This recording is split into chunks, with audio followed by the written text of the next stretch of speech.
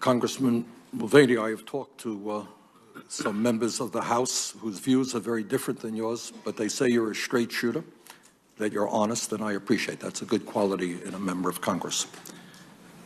Over the weekend, I happened to bump into a psychologist, and she told me that her patients are getting very nervous, those who are on disability benefits, that they might lose their benefits, and in fact, their conditions are getting worse. And I've heard that all over the country, that people now are worried that they may lose Social Security, may lose Medicare, may lose Medicaid disability benefits. I happen to believe that Social Security is one of the most significant and important and positive programs that the United States government has, that Medicare, by and large, is an enormously successful health care program, and in fact, a majority of the American people would like to see Medicare expanded to all Americans, something that I believe, and that Medicaid right now is saving the lives of millions of people. But you are on record time after time after time, and I read the quotes. You're saying, cut Social Security, cut Medicare, cut Medicaid. Now, what concerns me is you are more than entitled to your views. You got elected by the people in your own district.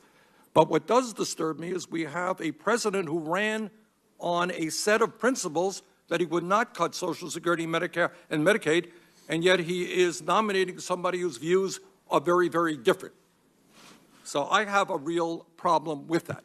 So my question to you is, what will you tell the president when he says, I ran on a set of principles that I will not cut Social Security, Medicare, and Medicaid? Will you tell the President of the United States, Mr. President, keep your word, be honest with the American people, do not cut Social Security, Medicare, and Medicaid? Senator, your question was, what would I tell the President? And I listened as Senator Cotton was giving his introduction, and I really liked what he said. I didn't know what he was going to say until he said it. But he gave you the answer, which is the only thing I know to do is to tell the President the truth. And the truth is that if we do not reform these programs that are so important to your constituents in Vermont and to mine in South Carolina, I believe in 9 or 10 years the Medicaid Trust Fund is empty. In roughly 17 or 18 years the Social Security Trust Fund is empty. We could choose to do something about that now, or we could choose to do something There is a lot, forgive me for interrupting, I only have 5 minutes.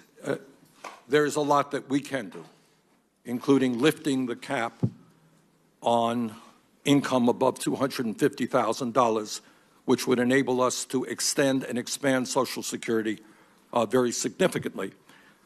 But the problem that I'm having right now is not just your nomination, but the integrity and the honesty of somebody who ran for office on one set of principles, nominating somebody else whose views are very different. But let me ask you another question. When you were a member of the South Carolina Senate, you voted for a proposition that said Social Security is unconstitutional. Do you believe that Social Security is unconstitutional?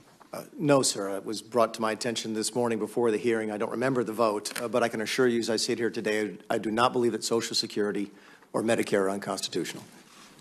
You were one of 6 members of the South Carolina State Legislature to vote on a proposition that said Social Security, the Department of Education, Medicaid are in violation of the 10th Amendment. You no longer hold the view that Social Security is unconstitutional. I believe you, Senator. I have no reason to disbelieve that. But again, as I sit here, I will not be arguing to the President of the United States that Social Security or Medicare are unconstitutional.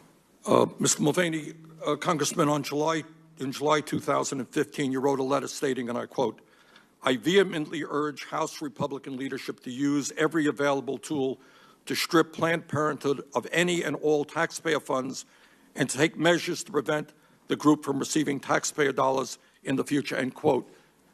Some 2.5 million Americans, many of them low-income women, now get their health care through Planned Parenthood.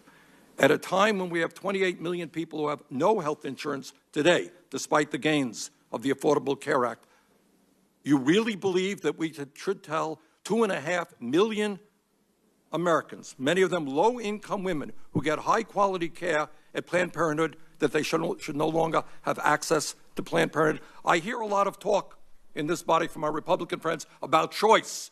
We want to give people choice. 2.5 million Americans, many low-income women, choose Planned Parenthood as their choice for health care. Why would you deny them that choice? Senator, I don't have the letter in front of me, but I do remember the debate, and I also remember what I voted for, and it may have been addressed in the letter.